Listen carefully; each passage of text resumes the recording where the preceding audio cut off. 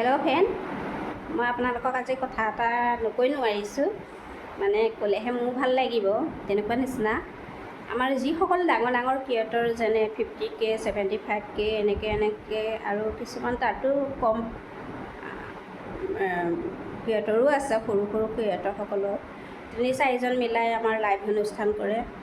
আৰু লাইভ অনুষ্ঠান কৰি আমাৰ সৰু সৰু ক্ৰিয়েটৰসকলক বহুত আশা দেখুৱাই মানে কেনেকৈ আমাৰ যিহেতু আমাৰ উইকলি চেলেঞ্জৰ কাৰণে আমাক ফুলৰ প্ৰয়োজন, যিহেতু আমি ফুলখিনি নিজে আমি কিনি পাই ল'ব নোৱাৰোঁ, আনে গিফ্ট দিলেহে আমি সেইটো গিফ্ট আমাৰ উইকলি চেলেঞ্জৰ কাৰণে ভাল।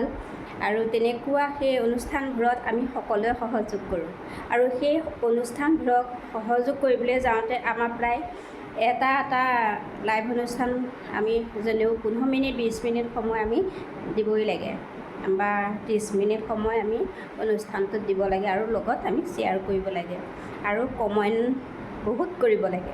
তেওঁলোকৰ কমেণ্টো পঢ়িবলৈ সময় নাইকিয়া, এনেকুৱা এটা মই অনুষ্ঠান বহুতেই দেখিছোঁ।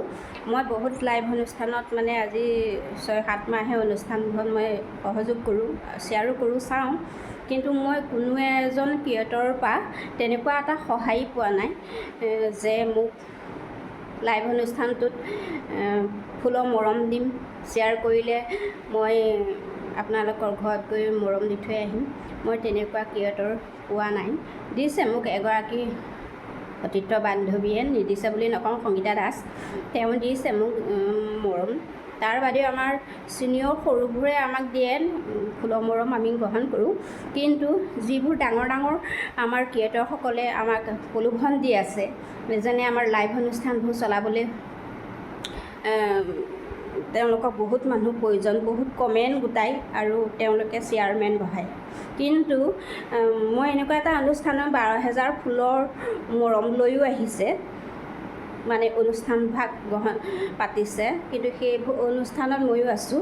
কিন্তু সেই অনুষ্ঠান 12,000 ফুল লৈ অহা মই শ্বেয়াৰ কৰিছোঁ, মই যথেষ্ট কমেণ্ট কৰিছোঁ, যদিও 50টাৰ ওপৰত মই কমেণ্ট কৰিছোঁ, কিন্তু মোৰ কমেণ্ট পঢ়িবলৈ তেওঁলোকৰ সময় নহ'ল। আৰু সময়টো নহ'ল তেওঁলোকৰ দ্বিতীয়বাৰ আমাক যিখিনি আমি কমেণ্ট কৰিছোঁ তাত এটা লাভ লেট দিবলৈও সময় নাই, আৰু আমি যে শ্বেয়াৰ কৰিছোঁ আমাকতো ফুলৰ মৰম দিবলৈ সময় নাই। তেওঁলোকে মিছা প্ৰলোভনেৰে আমাক 12,000 ফুলৰ মৰম দিম বুলি মানুহক এনেই কিছুমান সৰু সৰু ছিনিয়ৰ ক্ৰিয়েটৰসকলক সময় পাছ কৰিছে। আমি এনেকৈ তেওঁলোকৰ লাইভ অনুষ্ঠানবোৰত জইন কৰি আমাৰ কিবা লাভ আছেনে? তেনেকৈ মিছা প্ৰলোভনেৰে আমাক লাইভ অনুষ্ঠানবোৰ হেৰি নকৰিব। সৰু সৰু ছিনিয়ৰ মানুহখিনিক ক্ষতি হয়, যিহেতু আমি এটা কামত ওলাইছোঁ, যিহেতু আমি এটা যিখিনি আমাৰ নেট খৰচ হয়, আধা ঘণ্টা এটা লাইভ অনুষ্ঠানত আমি বহিলে সেই অনুষ্ঠানটোত আমাৰ প্ৰায় সময় হয়, বহুতেই নেট খৰচ হয়।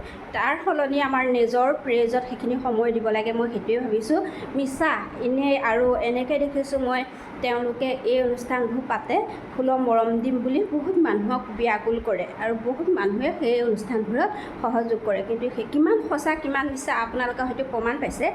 যোনে যোনে লাইভ অনুষ্ঠানবোৰ চাইছে বা তেনেকৈ শ্বেয়াৰ কৰিছে, কোনে কিমান ফুল পাইছে আপোনালোকে আজিলৈকে জানিছেনে?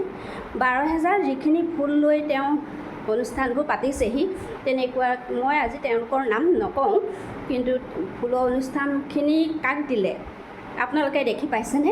তেওঁলোকে আজিলৈকে দেখুৱাই পাইছেনে? 12,000 ফুল লৈ অহাটোতো সহজ নহয়। গতিকে মিছা প্ৰলোভনেৰে আমাৰ সৰু সৰু ক্ৰিয়েটৰসকলক কেতিয়াও তেনেকৈ মন নেভাঙিব।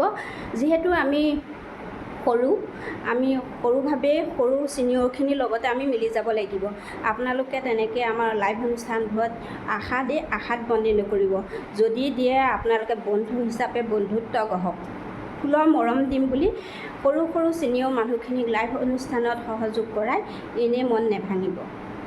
মই বহুতেই পাইছোঁ, আৰু বহুতৰ দেখিছোঁ তেনে এটা লোভত পৰি বহুতে নিজৰ প্ৰফাইলবোৰত নিজৰ লাইভ বা নিজৰ পেজবোৰত ভিডিঅ'ও নাইকিয়া লোকৰ লাইভ অনুষ্ঠান টানি আশাত বন্দী, মানে লাইভ অনুষ্ঠানবোৰ শ্বেয়াৰ কৰি থয়।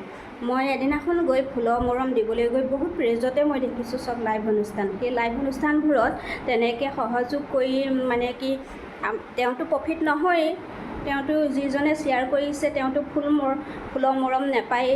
যিহেতু মই গৈ বা মই সেই ভিডিঅ' এটা নাপামগৈ, তেওঁৰ এটা কমেণ্ট পাবলৈও অসুবিধা হয়। বন্ধুত্ব গঢ়িবলৈ হ'লে আমি এটা নিজে ভিডিঅ' দিব লাগিব। সেই ভিডিঅ'টোত গৈ আমি নিজে অংশগ্ৰহণ কৰিব লাগিব আৰু কমেণ্ট কৰি থৈ আহিব লাগিব, তেতিয়াহে বন্ধুত্ব চিনটো পোৱা যাব। কিন্তু ফুলৰ মৰমত লোকৰ লাইভ অনুষ্ঠান টানি নিজৰ পেজটো কেতিয়াও ক্ষতি নকৰিব। মই আপোনালোকক কৈছোঁ, আপোনালোকে হয়তো সকলোৱে জানিছে যে ফুলৰ মৰমত সকলো ব্যস্ত, লাইভ অনুষ্ঠানত সকলোৱে সহযোগ কৰে, কিন্তু মিছা প্ৰলোভন আপোনালোকে কিমান পাইছে সেই কথাটো আপোনালোকে জানিবচোন।